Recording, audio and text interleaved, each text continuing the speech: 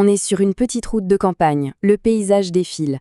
Et pourtant, il y a cette petite angoisse que connaissent bien les cyclistes, ce sentiment d'être un peu vulnérable face à ce qui arrive dans le dos. C'est un stress qui peut vraiment parfois gâcher le plaisir de rouler. Mais justement, une petite innovation technologique est en train de changer la donne. On a tous connu cette situation, n'est-ce pas? Le vent qui siffle dans les oreilles, on est concentré sur la route devant, et puis, tout d'un coup, une voiture qui nous frôle, sortie de nulle part. C'est ce moment de surprise, souvent trop proche, trop rapide, qui est vraiment au cœur du problème. Et cette phrase, tirée d'un test, elle résume ça à la perfection. C'est vraiment l'anxiété partagée, ce petit frisson qui nous rappelle à quel point on y est exposé. On se crispe, on jette un coup d'œil, au risque même de faire un écart. Alors, comment on fait pour passer de cette position où on espère juste être vu à une position où on anticipe vraiment?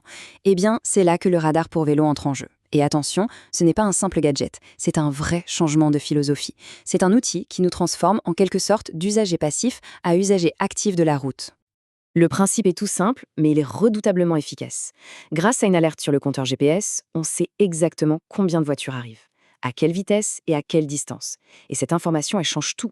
Ça permet d'anticiper, de bien se placer et surtout, de libérer l'esprit de cette peur de l'imprévu. Mais alors, comment ça marche concrètement? La technologie derrière, c'est le radar Doppler. Pour faire très simple, l'appareil envoie des ondes. Ces ondes rebondissent sur les voitures qui arrivent derrière nous. En analysant comment l'onde revient, il calcule instantanément la vitesse et la distance. C'est de la physique, tout simplement, mais appliquée à notre sécurité. Il faut savoir que pendant longtemps, cette technologie était un peu le monopole d'une seule marque, à un prix, disons, assez élevé. Mais le marché bouge. Et c'est là que l'IGPS Sport SR Mini entre en scène, avec une promesse, rendre cette sécurité active accessible à beaucoup plus de monde. Dès qu'on ouvre la boîte, la première chose qui surprend, c'est sa taille. C'est minuscule. Là où les concurrents peuvent ressembler à de gros feux, le SR Mini, lui, se veut discret, presque invisible une fois monté. Le design est vraiment épuré, fonctionnel. Et puis, il y a le poids. Tenez-vous bien, 32 grammes, c'est incroyablement léger. Pour ceux qui comptent chaque gramme sur leur vélo, c'est un détail qui n'en est pas un. Une fois qu'il est installé, on l'oublie complètement. L'autonomie, c'est un autre point très très fort. Le fabricant annonce 25 heures. Les tests en conditions réelles tournent plutôt autour de 22-23 heures, ce qui est déjà remarquable. Pour quelqu'un qui roule, disons, 8 heures par semaine, ça veut dire une seule recharge toutes les 3 semaines. C'est confortable. Et voilà, on arrive au point qui change absolument tout, le prix. Moins de 90 euros. Ça vient balayer l'argument financier qui freinait beaucoup de cyclistes. On est d'accord, la sécurité ne devrait pas être un luxe, et cet appareil le prouve. Bon d'accord, il est petit, léger, pas cher, mais est-ce qu'il est fiable? Est-ce que sur la route, là où ça compte, il fait le job? C'est ce qu'on va voir tout de suite. La promesse numéro 1 d'un radar, c'est sa portée de détection. Ici, on nous annonce 150 mètres avec un angle de 40 degrés. Eh bien, les tests sur le terrain sont formels, promesse tenue à 100%. Le radar capte les voitures bien avant que l'oreille ne puisse les entendre, surtout quand il y a du vent.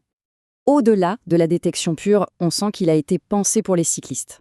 Il est certifié IPX7, donc la pluie, la boue, pas de problème. Il se charge avec un port USB-C, ce qui est quand même bien plus pratique aujourd'hui. Et avec sa double connectivité en NT+, et Bluetooth, il est compatible avec quasiment tous les compteurs du marché, Garmin, Wahoo, Coros. Alors on pourrait se dire, ok, c'est sympa, ça ajoute un peu de confort, ça rassure, mais est-ce que ça va vraiment plus loin que ça?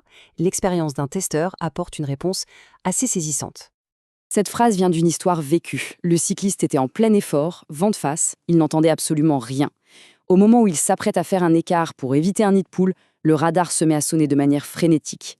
Une fraction de seconde plus tard, un utilitaire le double en le frôlant. Ce jour-là, l'appareil lui a probablement évité un très grave accident. Bon, alors, passons au verdict. Comment ce SR Mini se positionne-t-il par rapport aux grands noms du secteur, ceux qui sont là depuis plus longtemps? Si on le compare à son concurrent direct sans feu, le Garmin Varia RVR 315, le SR Mini marque des points très clairs. D'abord, il est souvent 30 à 40 euros moins cher. Ensuite, il a un port USB-C. Et enfin, il offre entre 5 et 7 heures d'autonomie en plus. Ce sont des avantages très très concrets au quotidien. Bien sûr, la question qui vient tout de suite à l'esprit, c'est l'absence de feu arrière intégré. Alors, est-ce que c'est un vrai défaut? En réalité, il faut plutôt voir ça comme un choix de conception, et un choix assez malin. Ça donne la liberté d'utiliser son éclairage préféré, souvent plus puissant. Toute l'énergie de la batterie est consacrée au radar, ce qui maximise sa fiabilité. Ça permet aussi d'avoir ce format ultra compact et bien sûr, ça aide à tirer le prix vers le bas. Finalement, le bénéfice le plus important de cet appareil, c'est la tranquillité d'esprit. Savoir ce qui se passe derrière, ça permet de se reconcentrer sur l'essentiel. La route, l'effort, le paysage. Ça change vraiment la façon de vivre ces sorties à vélo. Donc le point crucial à retenir, ce n'est pas que l'IGPS Sport Aircer Mini est un bon radar pour son prix. Non, c'est un excellent accessoire de sécurité, point final. Il fait parfaitement ce pourquoi il est conçu et en plus, il le rend accessible à tous.